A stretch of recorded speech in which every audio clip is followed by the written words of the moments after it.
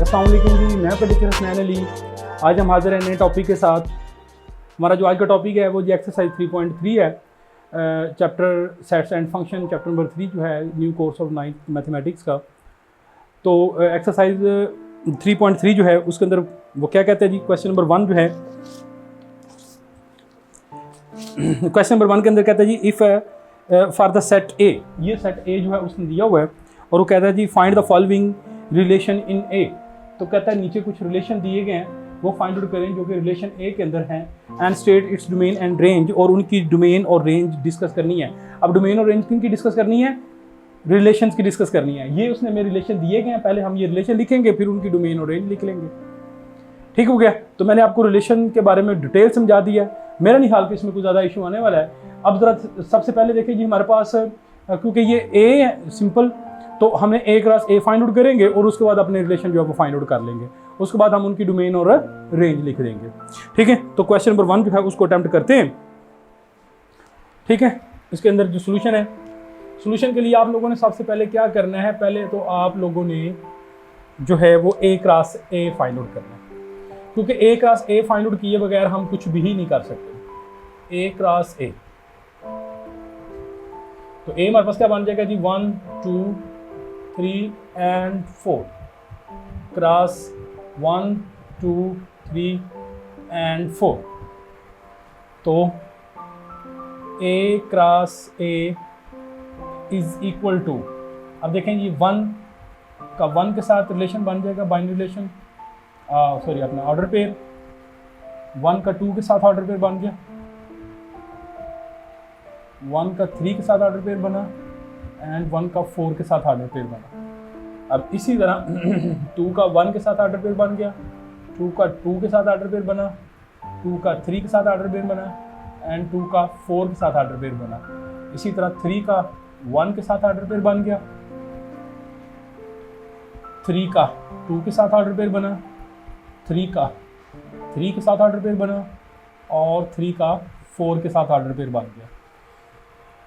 अब इसी तरह 4 का 1 के साथ ऑर्डर पेयर बना, 4 का 2 के साथ ऑर्डर पेयर बन गया, 4 का 3 के साथ ऑर्डर पेयर बना, और 4 का 4 के साथ ऑर्डर पेयर बन गया। ये मैंने आपको तरीकाकार समझाया।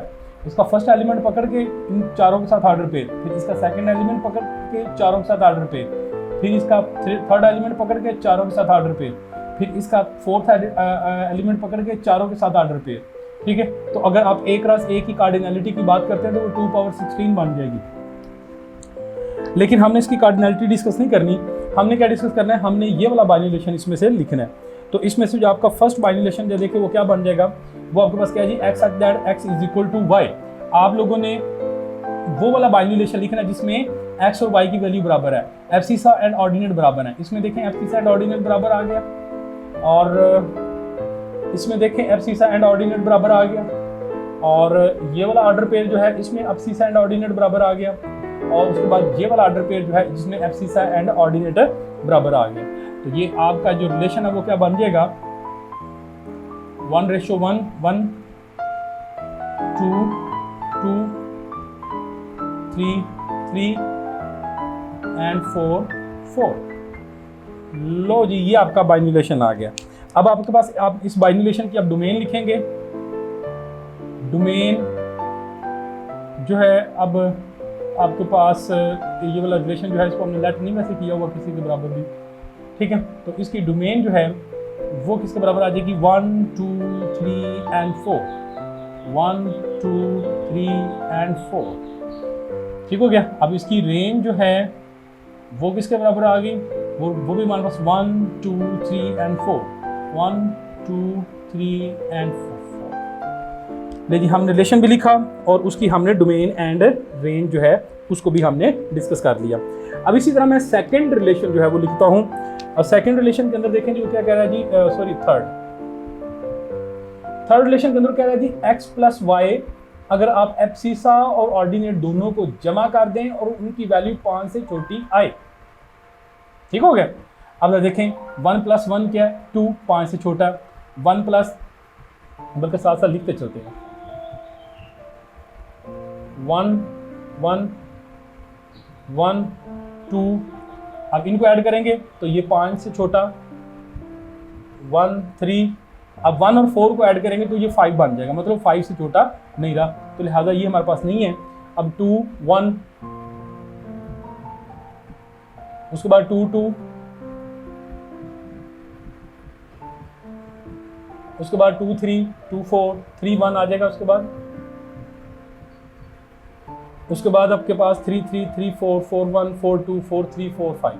लो जी, अब कोई भी इस तरह का और एलिमेंट जो है ऑर्डर पेयर नहीं है जिसका एब्सिस और ऑर्डिनेट जमा करने के बाद जो आंसर है वो 5 से लेस हो। अब हम इसकी डोमेन चेक करते हैं। 1 1 1, अब देखें 1 1 1 रिपीट हो रहा है, इसको हम सिर्फ एक दफ़ा लिखेंगे। उसके बाद 2 2 दो दफ़ा रिपीट हो रहा है, उसके बाद आ गया 3, ये इसकी डोमेन आ गई। अब इसकी हम रेंज लिखेंगे।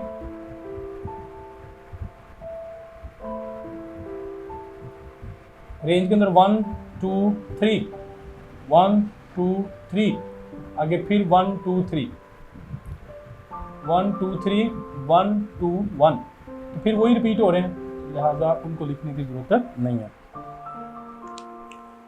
अच्छा, अब इसके टोटल जो है वो चार्जेस हैं। आप लोगों के सामने मैंने भी 2 अटैम्प्ट जो है वो किए। अब बाकी 2 जो है वो आप लोगों की एक्सरसाइज है। मैंने A क्लास A लिख दिया। अब आपने जो है वो देखना है क्या है कि जो इसका पार्ट नंबर 2 है उसमें आपने देखना है कि आपने एब्सिस और ऑर्डिनेट जो है उसको जमा करना है और वो 5 के बराबर आ जाए। ठीक है, तो इसमें आपने ये ढूंढने हैं कि इसमें एब्सिस और ऑर्डिनेट, जैसे कि ये 1 और 4 मैंने आपको एक एग्जांपल दे दिया। ठीक है, उसके बाद इसका जो 4th पार्ट है उसमें आपने क्या देखना है कि एब्सिस और ऑर्डिनेट को जमा करने के बाद 5 से बड़ी टर्म्स आएँ। जैसे मैंने ये भी लिखी है ना, मैंने क्या किया, मैंने एब्सिस और ऑर्डिनेट को जमा करके देखा 5 से छोटी कितनी रकमें आती हैं, जो नंबर जो बन जाते हैं, तो वो मैंने ऑर्डर पेयर लिख ली है। आपने क्या देखना है, अब आपने ये देखना है कि अपने एब्सिस और ऑर्डिनेट को जमा करना है और चेक करना है कि आपके पास कितने ऑर्डर पेयर जो हैं जिनका जो है वो एब्सिस और ऑर्डिनेट जमा करने के बाद वो बड़ी 5 से बड़ी वैल्यू जो है वो उसकी आ जाती है। तो इसी तरह आप उनकी डोमेन और रेंज जो है वो लिख लेंगे। उसके बाद हमारे पास अगला जो है वो जो क्वेश्चन नंबर 2 है, उसके अंदर कहते हैं which of the following represent the function of which type. कहता है कि बताएं कि कौन सा जो टर्म जो है उसने अब उसने ये 1 to क्रॉसपोंडेंस दी हुई है और वो पूछ रहा है कि कौन से क्रॉसपोंडेंस जो वो फंक्शन है या नहीं है। अब पहली क्रॉसपोंडेंस देखें जी, अपनी बुक देख लें, बुक के ऊपर चेक कर लें। जो है वो मैं ये एक्सरसाइज, ये क्वेश्चन इसके ऊपर नहीं सॉल्व करने जा रहा बोर्ड के ऊपर, मैं आपको वैसे बता रहा हूँ, ये ज़बानी सा सवाल है। ठीक है, अपनी बुक के ऊपर आ जाए, देखें जी पहली अंदर देखें जी, उसमें आपके पास क्या है जी, डोमेन जो है उसके अंदर रिपीटिशन आ गई है। इसका मतलब है कि ये हमारे पास फंक्शन है ही नहीं है। अगर फिगर नंबर 2 के अंदर देखें तो 1 to 1 क्रॉसपोंडेंस है। अभी हमने पिछले लेक्चर के अंदर बड़ी डिटेल से डिस्कस किया, अगर 1 to 1 क्रॉसपोंडेंस होगी तो आपका बाइजेक्टिव फंक्शन होगा। थर्ड के अंदर देखें जी, आपके पास फिर 1 to 1 क्रॉसपोंडेंस है, तो अगर 1 to 1 क्रॉसपोंडेंस आ जाती है तो फंक्शन बाइजेक्टिव फंक्शन बन जाता है। आगे देखें जी, आपके पास जो थर्ड जो है, आप 4th फिगर के अंदर देखें, आपके पास रेंज जो है उसके अंदर रिपीटिशन आ रही है। अब जब रेंज के अंदर रिपीटिशन आ जाती है तो वो या फिर रेंज बराबर आ जाती है बी के, तो उस वक्त जो है वो आप लोगों के पास जो फंक्शन क्या बन जाता है, ये आप लोगों के पास बन जाएगा जी ऑन टू फंक्शन बन जाएगा। ठीक हो गया जी। अब क्वेश्चन नंबर 3 के ऊपर चलते हैं। कहता है जी हमारे पास एक फंक्शन है g और दूसरा फंक्शन है जी h। ठीक है, हमारे पास एक फंक्शन g जो है which is equal to 3x + 2 है और जो h फंक्शन है वो आपके पास x² + 1 है। वो कहता है जी g के जो है फंक्शन की वैल्यू एक स्पेसिफिक पॉइंट के ऊपर फाइंड आउट करें। इसी तरह h फंक्शन की वैल्यू जो है वो एक स्पेसिफिक पॉइंट के ऊपर फाइंड आउट करनी है।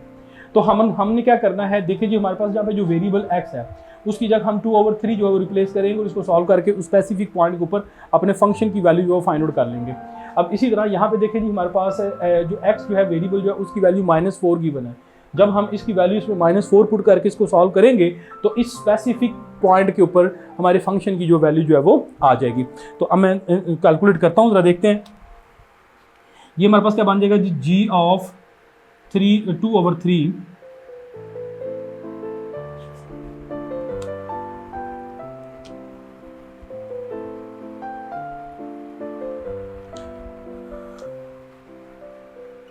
ये 3 × 2/3 + 2 आ गया, 3 3 से कैंसिल, 2 + 2 और इस स्पेसिफिक पॉइंट के ऊपर आपकी जो फंक्शन है उसकी वैल्यू आ गई जी 4। अब इसी तरह हम जो है इसको चेक करते हैं कि इस फंक्शन की इस स्पेसिफिक पॉइंट के ऊपर जो है वो क्या वैल्यू आती है। अब ये स्पेसिफिक पॉइंट हमारे पास क्या है जी, हमारे पास है जी -4, तो h -4 जो है उसके ये अपने फंक्शन जो है इसके अंदर -4 रिप्लेस कर देंगे +1, तो -4 का स्क्वायर लेंगे तो 16 आ जाएगा, +1 तो जी 17। ठीक है। अच्छा, अब इसके अंदर देखें जी हमारे पास कुछ जो है वो फंक्शन टोटल जो है हमारे पास 3 फंक्शन जो हैं वो h के आपने फाइंड आउट करने थे पॉइंट, और 3 जो है वो g के आपने फाइंड आउट करने थे पॉइंट। अब आपने g जो ये फंक्शन जो है उसकी जब 0 के ऊपर जाएगा तो उस पॉइंट के ऊपर आपने उसकी वैल्यू कैलकुलेट करनी है। इसी तरह g फंक्शन की आपने -3 के ऊपर कैलकुलेट करनी है वैल्यू, h की 1 के ऊपर करनी है और -1/2 के ऊपर करनी है। आप जस्ट इसके अंदर वैल्यू पुट करेंगे और उनको आप सॉल्व कर लेंगे। ठीक है जी, आगे क्वेश्चन नंबर 4 पे आ जाते हैं। कहता है गिवन दैट, हमारे पास एक फंक्शन उसने दिया है ax + b + 1 where a and b are the constant number. a और b जो है वो कांस्टेंट नंबर्स हैं। अब उसके बाद वो कहता है जी इफ़ f(3) की वैल्यू उसने दे दिया वो 8 है। कहता है इस फंक्शन की 3 के ऊपर जो 3 पॉइंट के ऊपर जो इसकी वैल्यू बनती है वो 8 बनती है। इसी तरह इस फंक्शन की 6 पॉइंट के ऊपर जो वैल्यू है वो 14 बनती है। कहता है then find the value of the a and b, a और b की वैल्यू जो फाइंड आउट करनी है। अब तो देखिए हमारे पास क्या क्या गिवन है इसके अंदर। इस फंक्शन की हमारे पास 3 के ऊपर जो वैल्यू है वो 8 गिवन है और 6 के ऊपर इसकी वैल्यू 14 गिवन है। हमें a और b जो कांस्टेंट है उनकी वैल्यूज हमने फाइंड आउट करनी है। तो पहले हम चेक करते हैं इस कंडीशन को कि हमारे पास कौन सी इक्वेशन बनती है। तो हम जो है f(3) जो है उसको चेक करते हैं कि हमारे पास f(3) जो वो क्या बन जाता है। तो ये हमारे पास a3 + b + 1, तो ये हमारे पास f(3) जो है वो हमारे पास क्या बन जाता है, वो हमारे पास बन गया 3a + b + 1। अब हमारे पास जो कंडीशन गिवन है उस कंडीशन के मुताबिक f(3) की वैल्यू जो है वो 8 है अकॉर्डिंग टू कंडीशन।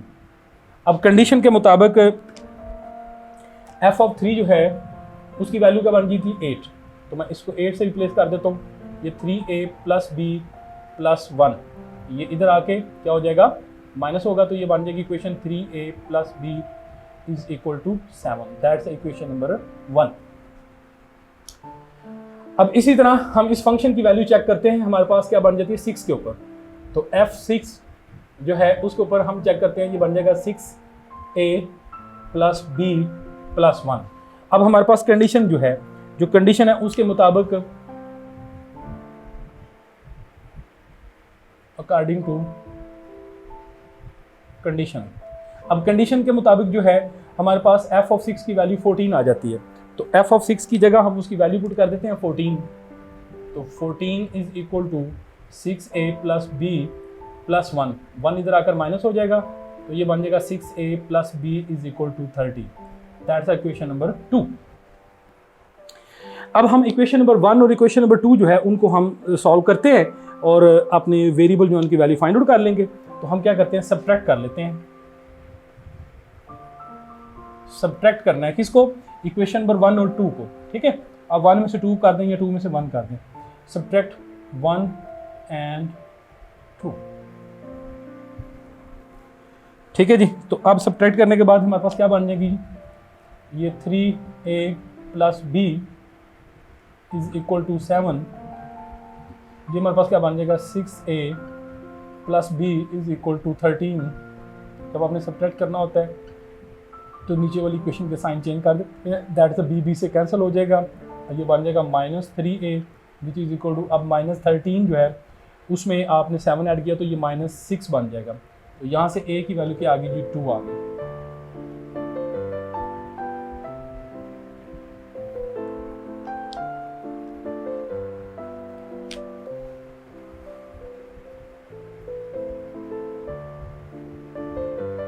ठीक हो गया जी। अब इसी तरह अब हम इस a की वैल्यू जो है वो इक्वेशन नंबर 1 में पुट कर लेते हैं या b में पुट कर 2 में पुट करते हैं, तो वहाँ से हमारे पास क्या आ जाएगी जी, इसकी इक्वेशन b की वैल्यू आ जाएगी। Put the value of,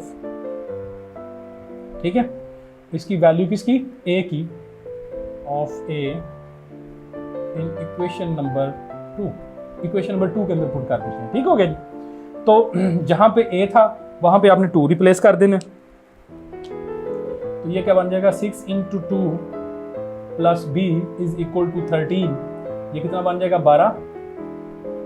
plus B is equal to 13, 12 उधर जाके माइनस हो जाएगा, तो b इज इक्वल टू क्या बन जाएगा 13 - 12 और b इज इक्वल टू आके आ जाएगा 1।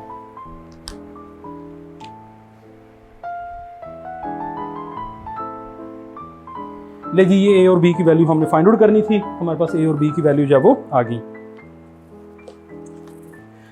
आगे क्वेश्चन नंबर 5 के अंदर देखें। क्वेश्चन नंबर 5 के अंदर कहता है जब गिवन g(x) उसने एक फंक्शन दिया वो g(x) है where a and b are the constant number.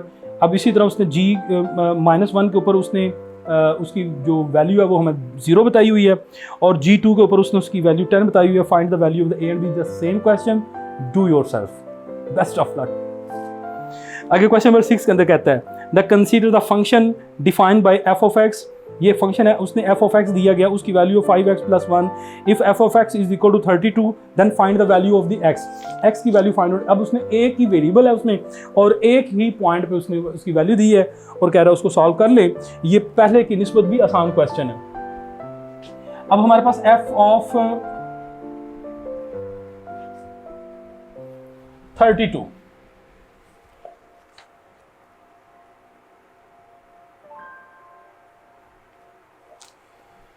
ठीक है जी, तो ये हमारे पास क्या बन जाता है जी, अगर आप इसके सॉल्यूशन की बात करते हैं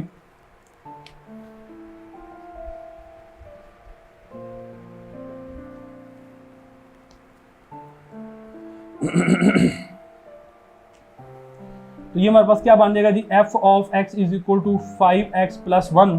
अब f ऑफ x की वैल्यू कितनी है हमारे पास 32 है, उसने दी गई है, तो 32 इज इक्वल टू 5x + 1, ठीक है, and 5x is equal to 32 - 1, 5 of x is equal to 31 and x is equal to 31/5, that your answer।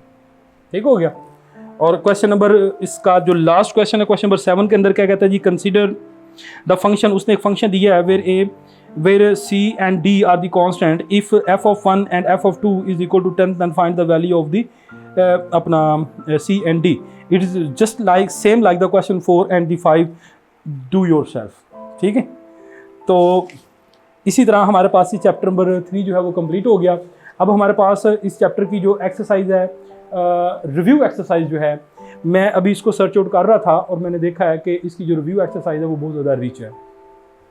उसमें 16 क्वेश्चन है और क्वेश्चन भी उसने अच्छे दिए हैं, ठीक है। तो इसका मतलब फिर क्या हुआ कि पेपर पॉइंट ऑफ व्यू के साथ ये वाली एक्सरसाइज जो है वो रिव्यू एक्सरसाइज बहुत इंपॉर्टेंट होने वाली है। तो इंशाल्लाह हमारे अगले जो लेक्चर्स होंगे वो हो सकते हैं वो 2 बने या 3 बने, वो रिव्यू, क्योंकि वो लेंथ ही है, 16 सवाल है, तो वो रिव्यू एक्सरसाइज के होंगे। तो आपने अगर पेपर की अच्छी तैयारी करनी है तो रिव्यू एक्सरसाइज के जो है वो उसके जो लेक्चर है वो भी देखें। और अगर आपने अभी तक हमारा चैनल सब्सक्राइब नहीं किया तो चैनल को सब्सक्राइब करें, क्योंकि आपको फ्यूचर जो लेक्चर्स होंगे उनकी नोटिफिकेशन भी आता रहे, ठीक है। और उसके साथ इंशाल्लाह ये हमारा चैनल भी बूस्ट करे और ज़्यादा से ज़्यादा लोग इसे फ़ायदा हासिल कर सके। इसके साथ अपने टीचर को इजाज़त दें जी, अस्सलाम वालेकुम, मिलते हैं अगले लेक्चर में।